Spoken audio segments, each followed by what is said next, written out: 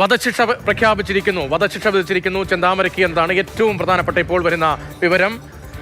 നെന്മാറ ഇരട്ടക്കൊലപാതക കേസിൽ ചെന്താമരയ്ക്ക് വധശിക്ഷ എന്നതാണ് ഏറ്റവും പ്രധാനപ്പെട്ട വിവരം ഇപ്പോൾ കോടതിയിൽ നിന്ന് വരുന്നത്. നാടിന് നടുക്കി ഇരട്ടക്കൊലപാതക കേസിൽ സുധാകരനെയും ലക്ഷ്മിയെയും വധിച്ച കേസിൽ വധശിക്ഷ, ചെന്താമരയ്ക്ക് വധശിക്ഷ.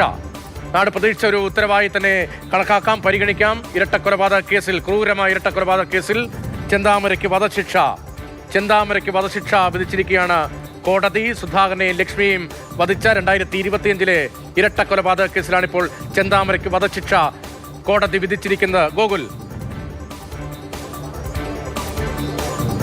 ഏറ്റവും ഉയർന്ന ശിക്ഷ തന്നെ, അപൂർവമായി തന്നെ ഈ കേസിനെ പരിഗണിച്ചു കോടതി എന്നുള്ളതാണ്. ചെന്താമരയ്ക്ക് വധശിക്ഷ, ചെന്താമരയ്ക്കുള്ള വധശിക്ഷയാണ് കോടതി വിധിക്കുന്നത്.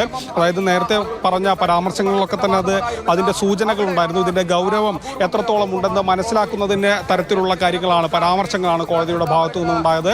പ്രതിക്ക് മാനസാന്തരത്തിന് സാധ്യതയില്ല, പുറത്തിറങ്ങിയാൽ ഇനിയും ഇത്തരത്തിലുള്ള കൃത്യങ്ങൾ ചെയ്യാൻ സാധ്യതയുണ്ട് തുടങ്ങിയ പരാമർശങ്ങൾ കോടതിയുടെ ഭാഗത്തു നിന്ന് വരുമ്പോൾ തന്നെ നമ്മൾ ഇത്തരത്തിലുള്ളൊരു വിധി പ്രതീക്ഷിച്ചതാണ്. ഏതായാലും വധശിക്ഷ തന്നെ കോടതി ചെന്താമരയ്ക്ക് വിധിക്കുന്നു.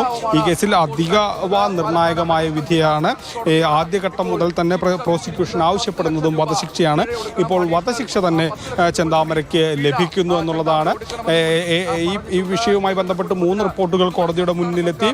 പ്രൊബേഷൻ ഓഫീസറുടെ റിപ്പോർട്ടെത്തി, മാനസികാരോഗ്യ വിദഗ്ധരുടെ റിപ്പോർട്ടെത്തി, നിയമസഹായ സമിതിയുടെ റിപ്പോർട്ടെത്തി. അപ്പോൾ ഈ 3 റിപ്പോർട്ടുകളും ചെന്താമരയ്ക്ക് എതിരാണ് എന്നുള്ളതാണ്. കാരണം ഈ കോടതിയിൽ തന്നെ ഒരു പരാമർശം ഉണ്ടെങ്കിൽ തനിക്ക് തൂക്കുകയർ വിധിച്ചോളൂ എന്ന് ചെന്താമര പറയുകയും ചെയ്തു. അപ്പോൾ നിയമസഹായ സമിതിയുടെ റിപ്പോർട്ടും ഇതിൻ്റെയൊക്കെ അടിസ്ഥാനത്തിൽ കോടതി തേടിയിരുന്നു. കാരണം ഈ പ്രതിക്ക് എന്താണ് വധശിക്ഷ എന്നുള്ളതിൽ കൃത്യമായ ധാരണ വച്ചാണോ ഇയാൾ ഇതൊക്കെ പറയുന്നത് തുടങ്ങിയ കാര്യങ്ങൾ അറിയുന്നതിന് വേണ്ടിയാണ് അത്തരത്തിലുള്ള സമിതിയൊക്കെ തന്നെ കോടതി നിയോഗിക്കുന്നത്. അപ്പോൾ ആ സമിതിയുടെ റിപ്പോർട്ടുകളെല്ലാം തന്നെ ചെന്താമരയ്ക്കെതിരാണ്.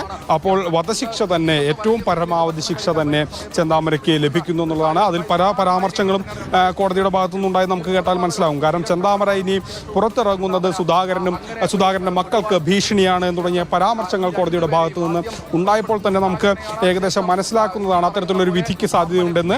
20 ലക്ഷം രൂപ പിഴയും ചെന്താമര ഒടുക്കണം എന്നുള്ള ഇരട്ടക്കൊലപാതക കേസിൽ സുധാകരനെയും ലക്ഷ്മിയും വധിച്ച കേസിൽ ഇരട്ടക്കൊലപാതക കേസിൽ ചെന്താമരയ്ക്ക് വധശിക്ഷ കോടതി വിധിച്ചിരിക്കുന്നു.